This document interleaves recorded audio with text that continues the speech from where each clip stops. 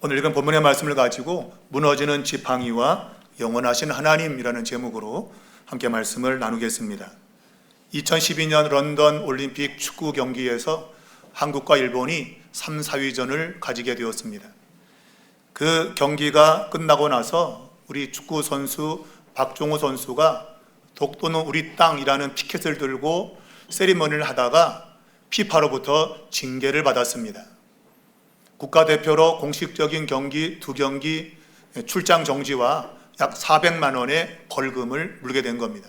왜냐하면 피파에서는 이 정치적인 메시지나 아니면 인종차별적인 말 그런 것들을 하지 못하게 규정하고 있기 때문입니다.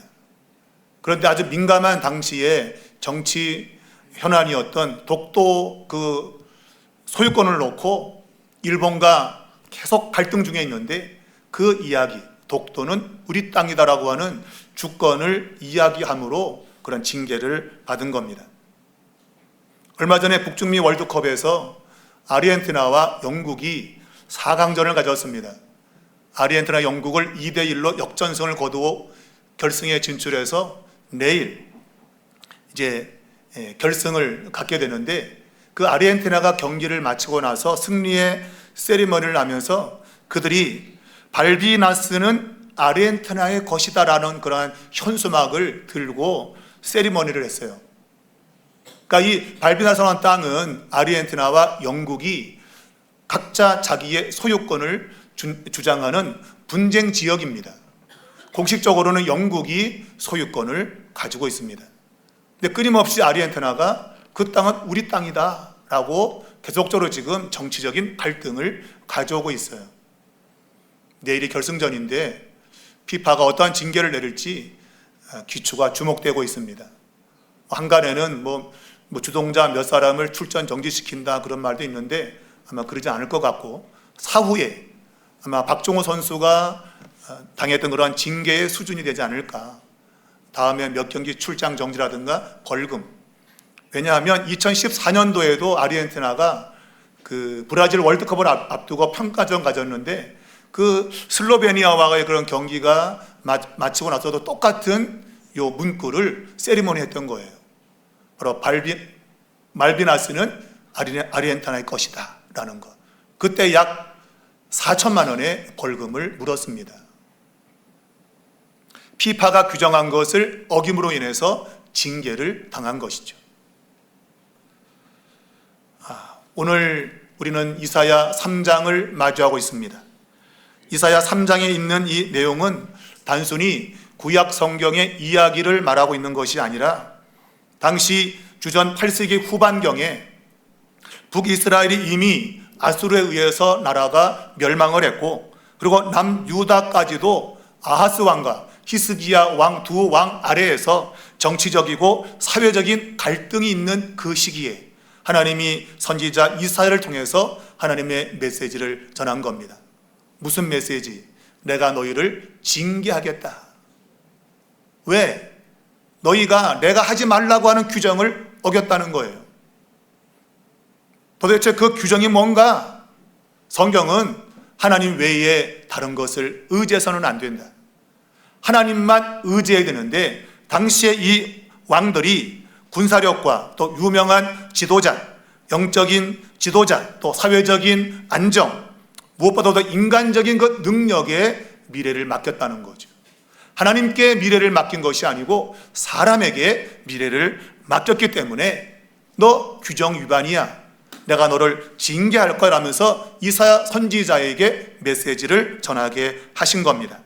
오늘 그 메시지는 1절에 보니까 주 만군의 여호와께서 예루살렘과 유다에서 의뢰하며 의지하는 것을 제거하리라 그랬습니다. 오늘 요 한 절의 말씀이 오늘 설교를 여는 열쇠입니다. 이 선언은 단순한 선언이 아닙니다. 하나님이 주권자로서 그분의 모든 인간의 일에 개입하시고 하나님의 뜻대로 행한다고 하는 놀라운 선언인 거예요. 무엇보다도 인간이 교만할 때, 인간이 자만할 때 그곳 하나님께서 임하셔서 하나님의 주권을 행하신다고 하는 거, 아주 중요한 선언을 이 구절이 하고 있는 겁니다. 하나님은 주권적으로 인간의 역사에 개입하시며 일하신다는 것, 또한 지도력이 무너지면 사회가 어떻게 무너지는가 하는 것을 오늘 본문에서 보여주고 있고, 또한 그러한 재앙 가운데서 의롭게 사는 사람들의 미래는 어떻게 될 것인가 하는 것을 오늘 성경 본문이 우리에게 이야기하고 있습니다. 제일 먼저는 하나님의 주권적인 손에 의해서 인간의 자만, 교만이 철저하게 무너진다고 하는 것입니다. 오늘 하나님께서 말씀합니다. 인간이 의지하는 모든 것 내가 빼앗아 버리겠다라고 했어요. 이것은 주권적인 행위를 선언하는 겁니다. 곧 누가 주인이냐 하는 거예요. 만일 너희가 주인이면 내가 그것을 뺏을 수 없겠지만, 내가 주인이면 내가 그걸 뺏겠다는 거죠. 1절에 보면 하나님을 가리켜서 주 만군의 여호와라고 칭하고 있습니다. 여기서 주라고 하는 단어는 아돈이라는 단어인데, 보통 우리가 이제 아도나이, 하나님을 부를 때 여호와라고 부를 수 없어서 주로 이제 아도나이 그렇게 부릅니다. 여호라는 이 명칭이 너무 거룩한 이름이기 때문에 함부로 못 불러요. 그래서 아도나이를 많이 썼는데, 하나님을 주 아도나이로 부른 거예요. 그러니까 하나님이 주인이다. 그게 주인. 역사의 주인은 누구냐? 사람이냐? 하나님이냐는 거예요. 오늘 성경은 하나님이 주권자, 주인 되신다라고 말하고 있고, 이 하나님을 가리켜서 만군의 여호와다 그랬어요. 만군은 모든 군대의 하나님을 가리킵니다. 하나님을 만군으로 표현하고 있는 이유는 하나님은 행동하시는 분이기 때문에 만군의 하나님이라고 표현하고 있는 거예요. 여러분, 군대가 무서운 곳이죠. 싸움하는 군인은 무섭습니다. 그런데 그 군대가 가만히 있으면 하나도 안 무서워요. 그 군대가 움직이면 무섭죠. 핵폭탄이 아무리 무서운 거여도 터지지 않으면 하나도 안 무서운 겁니다. 하나님이 그냥 하나님이면은 별로 안 무서워. 근데 만군의 하나님 그러면 하나님은 행동하신다 그거예요. 가만히 있지 않는다는 거예요. 하나님이 역사 속에서 하나님의 규정을 어기게 되면 하나님은 가차없이 행동으로 옮기신다. 바로 그것을 만군의 여호와라고 표현하고 있는 겁니다. 하나님은 하늘과 땅의 군대를 움직이시는 분입니다. 자, 오늘 하나님이 제거하는 것이 뭐냐? 오늘 성경을 봤더니 의뢰하며 의지하는 것이라고 말했어요. 여기서 의뢰한다고 하는 것은 미쉬안이라는 단어인데 남성 명사입니다. 그리고 의지한다고 하는 단어는 미쉬에나인데 이것은 여성 명사입니다. 이 두 단어는 같은 단어예요. 그러니까 남성, 여성, 그런 성적인 것을 다 동원해서 전부를 말하는 거죠. 쉽게 말하면 Radiant Gentleman 그러면 신사숙녀 여러분, 이것은 단순히 신사만 말하는 게 아니죠. 숙녀 말하는 게 아니고 모든 사람들이요 그런 뜻이죠. 그러니까 미쉬안 또 미쉬아나 하는 것은 모든 의지하는 것들이라는 뜻입니다. 여기서 미쉬아나라는 단어는 뭔가 하면 지지한다 또 지탱한다 그런 뜻입니다. 성경에는 이것을 다른 말로 번역하기를 때로는 막대기, 때로는 지팡이 그렇게 번역을 했어요. 우리가 에스겔 29장 6절을 보면 애굽은 본래 이스라엘 족속에게 갈대 지팡이다 그랬습니다. 그러니까 애굽은 의지할 수 있는 상대가 아니라는 거예요. 여러분, 지팡이를 갈대로 만들면 기댈 수 있습니까? 그냥 부러지죠, 여러분. 그러니까 기댈 수 없다 이거예요. 그러니까 이 애굽을 의지하면 안 된다고 하는 것을 갈대 지팡이로 표현한 겁니다. 이 지팡이라는 단어가 바로 미쉬에나, 오늘 본문에 사용되고 있는 의지한다는 것을 가리키고 있어요. 그러니까 하나님을 제껴놓고 인간이 의지하는 것들, 이 모든 것들을 내가 빼앗아 버리겠다, 제거시키겠다 그런 말이에요. 여러분, 하나님은 인간의 역사에 개입하시는 분입니다. 하나님은 가만히 보시는 분이 아니라 역사에 개입해서 하나님의 뜻을 행하시는 분인 겁니다. 하나님은 양유다에 의지하는 것들을 다 뺏어버린다는 거예요. 쉽게 말하면 그들이 의지하는 것 이제는 아무런 쓸모없는 것임을 내가 보여주겠다라는 겁니다. 자, 오늘 그들이 의지했던 지팡이는 과연 어떤 것이 있는가? 오늘 성경에는 특별히 군사력, 군사 지도자를 말하고 있습니다. 용사, 전사, 50부장 다 군인과 관련된 겁니다. 그러니까 군사력을 의지했다. 또한 정치 지도자, 재판관, 귀인, 장로, 모사, 그러니까 정치력이 뛰어난 사람을 의지했던 거예요. 또 종교 지도자, 선지자, 복술자, 능란한 요술자, 그러니까 종교를 가지고 뭘 하는 사람들, 그런 사람들을 의지한 거예요. 그리고 경제적인 지도자, 성경 본문은 정교한 장인 그랬습니다. 뭔가를 잘 만들어내는, 물건을 만들어내는 사람들, 경제를 움직일 수 있는 사람들, 그런 사람들을 이스라엘이 의지했다고 하는 거예요. 그러니까 이런 것만 있으면 내 삶은 든든하다, 그런 얘기죠. 과연 그럴까? 하나님이 그 모든 것들을 제거시켜버리겠다라고 말하고 있는 겁니다. 우리 장로교의 창시자 칼빈은 이렇게 말했습니다. 하나님은 당신이 의지하고 있다고 생각하는 모든 도움과 지원을 빼앗아서 당신이 지탱할 아무것도 남기지 않으실 것이다. 내가 의지하는 것이 의지할 대상이 아님을 하나님께서 보여주겠다고 말씀한 것이죠. 여러분은 지금 무엇을 의지하고 있습니까? 그거 기대면 여러분이 지탱되는 것 무엇입니까? 때로 회사에서 높은 직위가 있으면 그래, 이 지위가 나를 지켜줄 거야 라고 생각할 수 있고, 때로는 많이 배운 사람은 학벌이 있으니까 나는 괜찮아, 또 경제적인 안정을 가지면 돈이 최고지, 돈만 있으면 돼, 그런 생각. 또한 사회적으로 누가 인정을 하면 그래, 적어도 나는 명예가 있잖아. 또한 건강하면 그래, 적어도 사람이 건강해야 괜찮은 거야. 건강을 의지하고 인간관계, 인맥이 좋아야 돼. 사람은 인맥 갖고 사는 거야. 이 말씀드린 거 여러분이 의지할 대상인가요? 성경은 그것은 절대로 의지할 대상이 아니다. 오직 하나님만 의지할 대상이다. 하나님이 의존하는 것을 다 빼앗으시는 이유는 우리의 잘못된 교만을 정정시키는 겁니다. 곧 사람이 내게 뭔가 도움을 줄 수 있다고 하는 거, 그거 잘못된 거다. 그건 인간적 교만이다.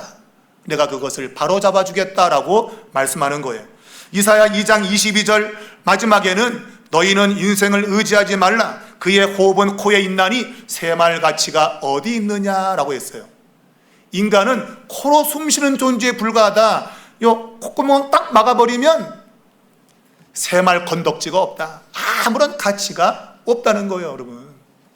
근데 그 인간을 의지한다고? 여러분, 코만 한 5분만 치워보세요. 그냥 간다. 근데 인간을 의지할 수 있는가? 없다는 거죠. 그래서 이 22절과 3장 1절이 연결되어 기록되어 있습니다. 그래서 1절을 보면 보라라고 되어 있는데 이 글자 앞에 키라고 하는 히브리 단어가 하나 들어있어요. 이건 뭔가 하면 접속사예요. 이것은 뭔가 원인과 결과, 이유를 설명하는 접속사예요. 그래서 무엇 때문에, 왜냐하면, 그런 것입니다. 그러니까 인생은 새말 가치가 없는 존재야. 무가치한 존재야. 왜냐하면 내가 그걸 한번 싹 제거해 볼게. 그럼 너희가 어떻게 되는가? 그러니까 너희가 의지하는 거 내가 한번 싹 뺏어 볼게. 그러면 어떤 일이 벌어지는가? 그 얘기예요. 그러니까 그걸 보면 인간은 새말 가치가 없는 존재구나, 우리가 의지할 대상이 아니구나라는 것을 알게 된다고 하는 거예요. 하나님이 우리가 의지하는 걸 빼앗는 거, 이거 징계임이 분명합니다.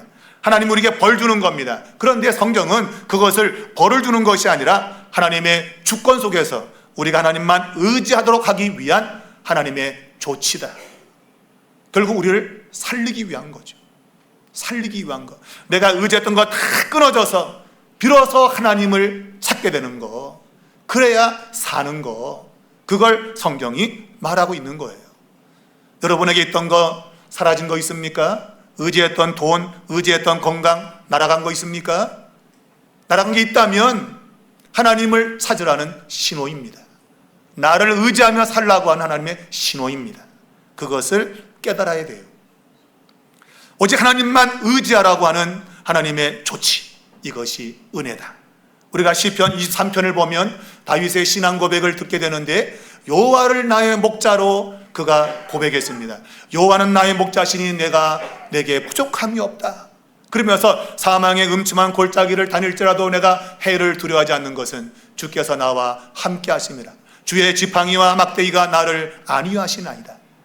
여기서 말하는 막대기로 번역된 이 단어가 바로 미슈에나, 오늘 본문에 의뢰하는 것 같은 단어입니다. 다윗은 자신이 사망의 음침한 위기를 당하는 그런 삶 속에서도 그가 두렵지 않았다. 왜냐하면 하나님을 지팡이로 삼았기 때문이다. 여러분, 나이 드신 분들 지팡이 없이 걸으면 얼마나 좋겠어요. 근데 어쩔 수 없어. 웬만하면 걸을 수 있지만 웬만하지 못해가지고 지팡이를 짚어야 된다. 안 그러면 넘어져요. 여러분, 넘어져요. 다윗이 하나님을 지팡이로 의지했던 거예요. 그랬더니 사망의 음침한 골짜기를 가도 두렵지 않았던 겁니다. 왜? 하나님이 그를 든든히 받쳐주기 때문이었어요. 여러분과 저에게도 이러한 고백이 있기를 바랍니다. 내가 의지하는 것, 사라져가는 것, 징계가 아니라 나를 사랑하여 나를 영원히 견고하게 붙들어주기 위한 하나님의 조치임을 여러분 믿으시기를 축복합니다. 두 번째는 사회가 무너지는 것, 진짜 무엇 때문에 무너지는가? 성경은 하나님을 거스른 삶 때문이다 라고 말하고 있는 겁니다. 쉽게 말하면 사람들을 제거시키면, 너희가 믿고 있는 그 능력 있는 사람들을 내가 뺏어가면 사회가 어떻게 될까 하는 거예요. 결국은 사회는 무너질 것이다 라는 겁니다. 여러분, 사람이 사라지게 되면 무정부 상태가 되는 거죠. 통치자가 없다 그 얘기입니다. 그래서 하나님이 이 믿고 의지하는 사람들을 뺏어가면 결국은 사회가 무질서한 사회가 된다라고 말하고 있는 거예요. 그러면서 대신 소년들이 그 통치자의 자리에 앉게 된다라고 말합니다. 너희가 의지했던 그 위대한 인물들을 내가 싹 제거시키고 소년들을 그 자리에 앉힐 거다라는 거예요. 여기서 소년들은 나이 어린 사람을 가리키는 게 아니라 미성숙하고 책임감이 없는 사람들을 상징적으로 말하고 있는 거예요. 아이들은 미성숙하죠. 뭔가를 바르게 결정하지 못합니다. 더군다나 아이들은 책임감이 없어요. 애들은 일만 저지르지 그걸 수습하지 못합니다. 그냥 뭐 잘난 것 같지만 여러분, 애들이 문제를 탁 만들려면 아이고 아빠 엄마 이런다고. 그러니까 아이들은 책임을 질 수 없는 그런 존재예요. 그러니까 책임지지 않는 통치자가 다스리는 그런 사회가 된다고 하는 거예요. 그런 사회는 엉망인 사회인 거죠. 누군가가 책임을 지는 사회, 그런 사회가 질서 있는 사회인데 책임을 지지 않으면 그 사회는 무질서한 사회, 결국은 망가지는 사회라 그런 얘기죠. 변덕스럽고 무자비하고 충동적으로 행동하는 그런 사회. 아이들은 충동적이죠. 가다가 뭐 보면 엄마 요거 사줘. 아이들은 충동적이란 말이에요. 그냥 느끼는 그대로 그냥 그때 다르게 바뀌는. 여러분, 그런 사회는 안 된다는 거예요. 정치를, 경제를, 또 사회를 이끌 때에 계획적이고 논리적이 되는데 순간순간 그때 그냥 막 충동적으로 막 말하고 충동적으로 막 그냥 뭔가 시도하고 안 된다는 거예요. 여러분, 그런 사회는 무질서를 가져온다 하는 거죠. 그래서 여러분, 이 통치자가 없는 그러한 사회를 오늘 성경은 백성이 서로를 압제한다, 쉽게 말하면 진흙탕 싸움을 벌이는 그런 사회인 거예요. 서로 물고 뜯는 사회. 여러분, 그런 사회가 어떻게 설 수 있겠습니까? 또한 세대 간의 갈등, 또한 무자격자가 승격되어서 높은 자리에 앉는 거, 요즘 말하면 낙하산 인사, 뭐 그런 거죠. 실력도 없는데 그냥 그 자리에 앉혀놓는 거. 그런 사회는 안 된다 그런 얘기죠. 우리가 아는 독일 1945년 5월 8일에 나치 독일이 멸망을 했습니다. 항복함으로 멸망을 했죠. 망했죠. 그 이후에 독일은 굉장히 무정부 상태였습니다. 그래서 4개 연합군이 미, 소, 영, 프랑스, 이 4개 연합군이 군정을 실시했어요. 그래서 그 이후에 결국은 동독과 서독으로 나눠졌잖아요. 그러니까 무질서한 그 무정부 상태가 계속 이어지면서 결국은 그 냉전 시대, 동독과 서독으로 나누어지는 그런 암울한 시절이 찾아왔던 거예요.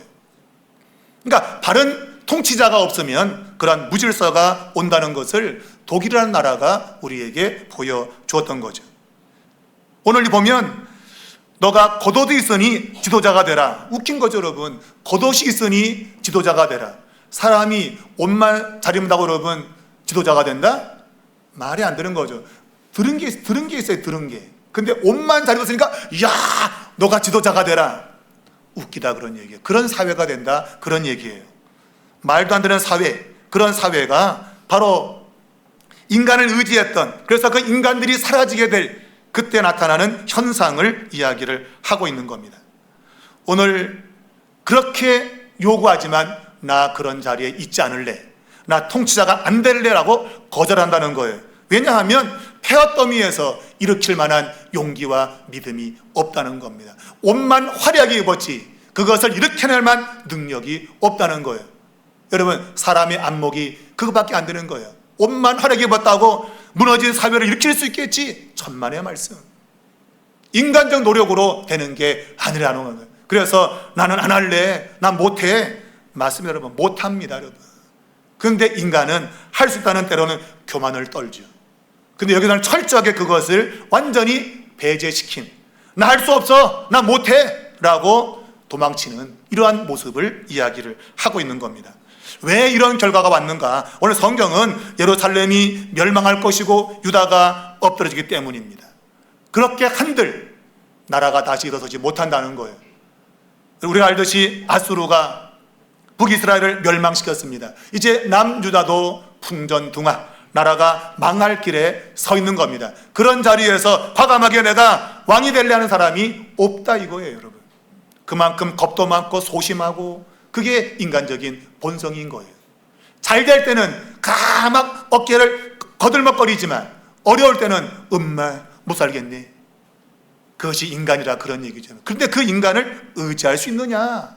없다라는 거예요, 없다. 여러분, 이런 사회적인 붕괴, 이 원인이 뭔가를 오늘 성경은 말하기를 그들이 말하는 그들의 말에 있다고 하는 겁니다. 말로 하나님을 거스렸다라는 거예요. 여러분, 혀라고 하는 것은 단순한 말을 만들어내는 하나의 그 기구가 아닙니다. 혀는 영적 전쟁을 싸우는 최전선이에요.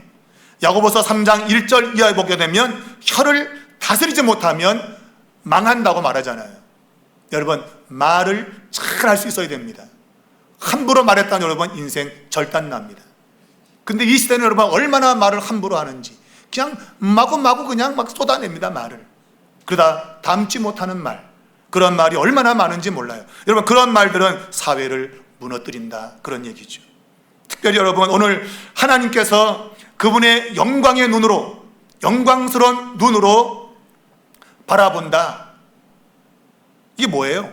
그 사람이 말하는 것을 보는 게 아니라 그 중심을 보는, 그 마음을 보는 눈.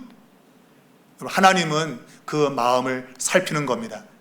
그런데 영화로운 눈, 그 눈을 의식하지 않고 지멋대로 막 떠들어대는 거, 내가 모든 걸 다 할 수 있다고 교만 떠는 거, 그런 거 다 사라지게 될 것이다 그렇게 말씀하고 있어요. 더 무서운 거는 오늘 9절에 보니까 그들의 안색이 불리하게 증거한다라고 했습니다. 쉽게 설명하면 이겁니다. 그들의 얼굴의 표정이 자기 죄를 증언한다는 거예요. 말하자면 자기 죄를 숨기지 않는다. 여러분, 사람은 그래도 좀 양심이 있으면 사람은 뻔뻔하지 않아요. 철면피가 안 된단 말이에요. 근데 뻔뻔하면 죄를 짓고도 뭐가 죄냐 이게. 여러분, 창세기 19장에 소돔과 고모라의 멸망의 이유가 뭡니까? 그들이 동성애를 죄를 보면서도 그것이 당연하다고, 너는 이방 사람이니 우리가 너와 성관계를 갖겠다, 마치 당연한 것처럼 자랑거리로 얘기했던 거죠. 하나님의 심판의 불에 타버렸습니다. 여러분, 죄가 더 이상 죄가 되지 않는 그런 시대, 마치 죄를 새로운 도덕인 양 말하는 그런 시대, 그런 시대는 소망이 없다는 거예요. 여러분, 최근에 청소년들에 대한 설문조사 있었는데 청소년들이 성관계를 하는데 피임약을 쓰느냐 안 쓰느냐 했더니 40% 정도가 피임약을 안 쓰고 성관계를 하는데, 그러면서 그 글은 이왕이면 피임약을 쓰고 성관계를 가져라는데, 웃긴 얘기 여러분. 아니, 청소년이 성관계를 왜 해?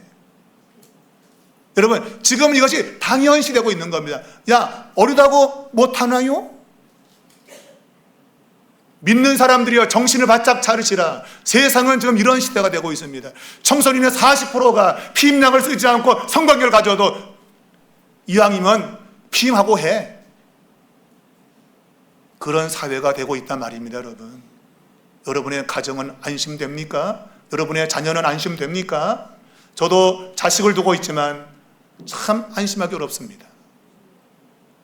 얼마나 악한 시대인지. 여러분, 그리스도인들은 순결해야 됩니다. 정결해야 됩니다. 세상과 함께 뒹굴 수 없습니다. 사랑하는 자녀들, 결혼 전까지는 깨끗하게 지켜주십시오.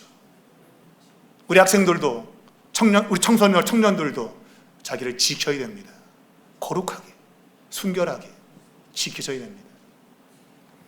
여러분, 이런 것들이 죄임에도 불구하고 죄가 아닌 것, 마치 새로운 도덕인 양 세상 그렇게 말하고 있습니다.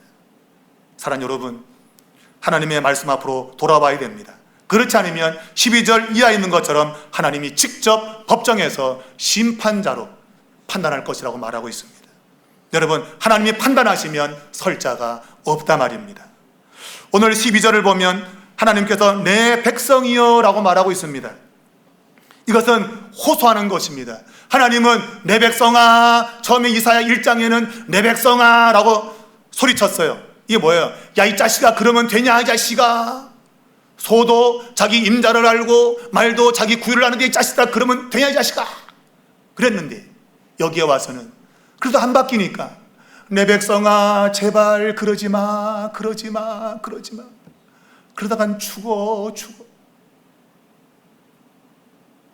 하나님의 호소입니다. 호소. 제발 그러지 마라, 제발 그러지 마라. 사랑하는 여러분, 하나님이 호소하십니다. 제발 그렇게 살지 말라고. 나 외에 다른 것을 의지하지 말고 나만 의지하고 살라고, 내 말에 순종하고 살라고 하나님이 호소하고 있습니다. 여러분, 그렇게 되지 않으면 오늘 성경은 아이들과 여인들이 다스린다고 했습니다. 여러분, 아이와 여인들은 진짜 아이와 여인들을 말하는 게 아니라 비정상적인 통치가 이루어진다는 겁니다. 아이가 어떻게 다스릴 수 있으며 당시에 여인들은 통치의 자리에 있지 못했습니다. 그러니까 이 비정상적인 통치가 이루어지면서 사회가 무너질 것을 말하고 있는 것이죠. 사랑하는 여러분, 하나님은 죄를 그냥 묵과하지 않으십니다. 하나님은 심판자이시고 하나님은 그대로 행동으로 옮길 겁니다. 그러므로 우리가 조심해야 됩니다. 하나님만 의지해야 됩니다. 마지막 세 번째는 폭풍 속의 한 줄기 빛처럼 의인을 향한 흔들림이 없는 약속이 주어지고 있다는 것입니다. 오늘 1절부터 9절까지의 말씀, 또 12절부터 그 이하의 말씀을 보면 하나님의 심판의 폭풍이 몰려오고 있습니다. 거센 심판의 폭풍이 몰려오는데 이것은 무서운 그림입니다. 그런데 오늘 성경은 그 가운데 한 줄기 빛을 우리에게 비춰주고 있습니다. 10절과 11절의 말씀입니다. 의인에게 말하기를 너는 잘 될 거다라고 말하라. 왜냐하면 그 행위의 열매를 먹을 것이기 때문에. 악인에게 말하라. 너는 화 있을 거다. 행한 대로 보응받기 때문이다. 여러분, 쉽게 말하면 인과응보라고 볼 수 있겠는데, 그러나 이것은 단순히 인과응보가 아니라 하나님의 약속이 신실하게 이루어진다는 겁니다. 하나님의 언약이 지금은 안 이루어진 것처럼 그렇게 세상이 엉망이지만, 그러나 하나님 반드시 약속을 이루신다고 하는 거, 그걸 지금 이야기하는 겁니다. 여러분, 10절에 잘 될 거다라는 것은 단순히 미래적으로 평안할 것을 말하지 않아요. 이것은 그들의 행위의 열매를 반드시 먹는다는 거예요. 지금 아무리 어려워도 반드시 하나님은 영적인 열매를 맺게 하신다. 그러니 어려움 속에서도 굳세게 믿음으로 살아라, 그런 얘기죠. 11절에 보면 내 행한 대로 보응한다. 이것은 갈라디아서 6장 7절에 사도 바울이 말한 대로 심은 대로 거둘 것이다. 여러분, 심은 대로 거두는 것은 불변의 법칙입니다. 그러나 때로 심은 대로 거두지 않는 것이 있어요. 그것은 우리가 잘나서가 아니라 하나님께서 베푸시는 은혜입니다. 이걸 반드시 기억해야 돼요. 하나님의 불변의 법칙은 심은 대로 거두는 겁니다. 내가 악을 뿌리면 반드시 악을 거두게 됩니다. 내가 의롭게 살면 의에 대한 반드시 보상이 따라온다고 하는 거예요. 여러분 10절과 11절의 말씀은 중요한 사상을 암시해 주고 있습니다. 바로 그것은 이사야 성경의 중요한 사상인데 남은 자 사상입니다. 모두가 다 심판해서 멸망을 당해도 내가 남겨둔 자가 있을 거다, 그런 얘기예요. 바로 그것이 10절과 11절의 의미입니다. 힘들고 어려워도 믿음을 지키고 살아라, 그러면 내가 남겨둘 것이다, 그런 얘기죠. 우리가 알듯이 엘리야 선지자가 내가 지금 죽어도 좋겠습니다, 좀 죽여주십시오 라고 낙심했을 때에 하나님이 너 혼자 아니야, 내가 7,000명을 남겨두었어. 그 남겨둔 자, 바로 그 자들을 오늘 10절과 11절이 말하고 있는 거예요. 삶이 아무리 어려워도 남은 자에 속하라, 의로운 길을 걸어라, 믿음으로 살아라, 십자가를 져라, 그런 얘기. 여러분과 저가 남은 자에 속하길 바랍니다. 비록 그 숫자가 적다 할지라도 남은 자에 속하시길 바랍니다. 그런 사람들만 살게 될 것입니다. 오늘 이 본문의 말씀은 우리에게 중요한 메시지를 줍니다. 고난 중에 있습니까? 하나님이 신실한 여러분을 위로하십니다. 너의 길을 계속 가라, 그러면 반드시 열매를 얻을 것이다.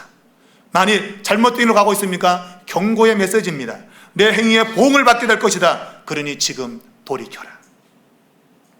오늘 성경 본문은 우리에게 단 한 가지의 질문을 던집니다. 과연 내 인생의 지팡이는 과연 무엇인가? 여러분의 지팡이는 과연 무엇입니까? 여러분을 살린다고 믿는 돈입니까? 사람입니까? 지위입니까? 여러분, 성경은 어느 것도 아니라고 말합니다. 왜? 하나님이 그것을 뺏어버리면 결국은 멸망으로 떨어진다 말하는 겁니다. 오직 우리가 의지할 지팡이는 영원하신 하나님, 흔들림 없이 우리를 지켜주신 하나님이 우리의 영원한 지팡이가 된다고 하는 것입니다. 그러므로 우리는 세 가지를 정해야겠습니다. 첫 번째는 방향을 전환해야 됩니다. 내가 의지했던 돈, 명예, 사람 던져버리고 하나님만 의지하는 지팡이로 삼게 해달라고. 두 번째는 삶의 일치가 와야 됩니다. 내 말과 행실이 같아야 된다는 말입니다. 마지막 세 번째는 인내와 소망이 있어야 됩니다. 힘들고 어려워도 믿음의 길을 끝까지 가야 된다. 인내하고 가면 마침내 소망이 부끄럽지 않게 이루어질 거라는 겁니다. 하나님이 우리에게 있는, 우리가 의지하는 지팡이를 거두어 가시는 것, 뺏어가는 이유는 더 단단한 하나님의 손을 직접 붙잡으라고 하는 하나님의 은혜의 행위입니다. 여러분, 잃어버렸다고 낙심하지 말고 불평하지 말고 하나님의 손을 붙잡기 바랍니다.